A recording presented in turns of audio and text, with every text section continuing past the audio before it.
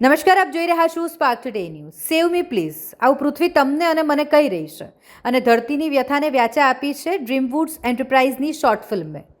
વડોદરા શહેરની artist સ્વરાએ save me please નામની આ શોર્ટ ફિલ્મમાં સુંદર અભિનય કર્યો છે. એક બાળકી શાળામાં અભ્યાસ કરે છે અને તેને પ્રકૃતિની સાથે વિજ્ઞાનમાં પણ ખૂબ જ રસ છે. ઇસરો અને નાસાના સંયુક્ત એક પ્રોગ્રામમાં સ્વરાનું સિલેક્શન થાય ત્યારે વૈજ્ઞાનિકોને આ બાળકી સવાલ કરે છે કે આપણે કયા ગ્રહ પર જવું છે. ત્યારે મંગળ સહિતના ગ્રહો પર જવાની વાત થાય છે અને ત્યારે સ્વરા એવું કંઈ પૂછે છે કે જેનાથી વૈજ્ઞાનિકો પણ અચંબિત થઈ જાય છે અને મનોમન બાળકીની જિજ્ઞાસાથી અભિભૂત થઈ કહે છે, સેવ અર્થ પ્લીઝ. આ શોર્ટ ફિલ્મને ભારતની પ્રતિષ્ઠિત એવોર્ડ કોન્ટેસ્ટમાં સ્થાન તો મળ્યું છે જ, સાથે જ ઇન્ટરનેશનલ લેવલે પણ સ્થાન મળવા જઈ રહ્યું છે, જેની માહિતી સ્વરા અને મેન્ટર સુરજીતસિંહ પઢિયારે આપી હતી.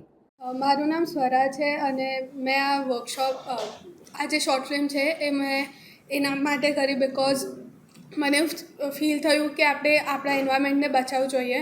બિકોઝ હમણાં રિસેન્ટલી બહુ જ બધું પોલ્યુશન થાય છે અને આ બધા કેસીસ પણ આવે છે કે એન્વાયરમેન્ટ બગડે છે ને, તો એના માટે મેં આ વર્કશોપ અટેન્ડ કરી અને શોર્ટ ફિલ્મ કરી.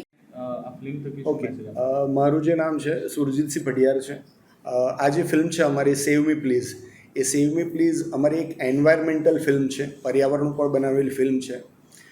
આ ફિલ્મની અંદર એક સ્ટોરી જે છે, સ્ટોરી સ્ટાર્ટ થાય છે એક સ્કૂલ ગર્લથી. જે સ્કૂલ ગર્લ એક સાયન્સ કોન્ટેસ્ટની અંદર પાર્ટિસિપેટ કરે છે અને ત્યાં એનો ફર્સ્ટ પ્લેસ એ અચીવ કરે છે અને ત્યાર પછી નાસા અને ઇસરોનું એક જે હ્યુમન સ્પેસ મિશન હોય છે એના માટે એનું સિલેક્શન થાય છે. ત્યાર પછી એ વેકેશન માટે નેચરની અંદર જાય છે, નેચરને એકદમ નજીકથી ફીલ કરે છે.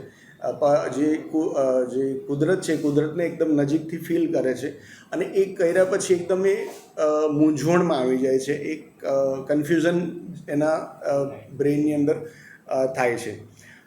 ત્યાર પછી એક એવો દિવસ આવે છે કે જ્યારે જે સાયન્ટિસ્ટ છે એના એનાઉન્સ માટે ત્યાં સ્કૂલમાં આવવાના હોય છે. એ આવે છે અને એનાઉન્સમેન્ટ થાય છે કે આ રીતે આ જે સ્કૂલ ગર્લ છે ટીના, એ ટીનાનું આ રીતે એક મોટા સ્પેસ મિશન માટે જ્યાં માર્સ ઉપર સાયન્ટિસ્ટ જવાના છે અને ત્યાં રિસર્ચ કરશે એમાંનું સિલેક્શન થયેલું છે.